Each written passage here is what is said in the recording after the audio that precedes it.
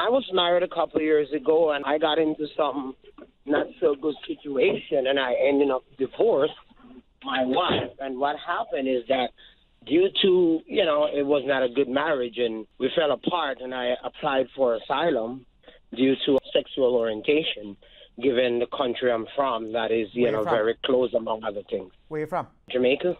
You were married, and then you claimed asylum because you're in a same-sex relationship now? No, I'm married to a lady. I was, having somebody else on the side. I was, talking to another guy. But okay, fine. I guess after the interview and everything, I ended up in almost being deported.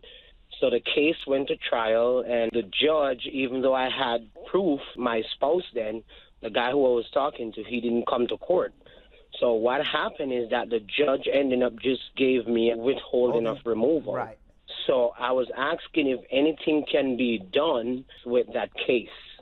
Well, it sounds like you didn't get the asylum because you applied for asylum more than 1 year after you came to America, and you had to be able to prove that something changed in your life, and the guy didn't show up to show something drastically changed in your life.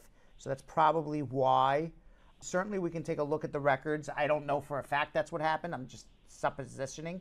But we can certainly take a look at the records and see if there's a way that we can do something to help you. But really, that would require us to review all of your asylum records, all of your removal records, the withholding, and then see if there's a way that we can reopen your case and figure something out. Because right now, what withholding for you is that the government says, we won't deport you, but we're not giving you a green card, which is puts you kind of in in this precarious situation. So hold on 1 second. I think you're going to need a consultation.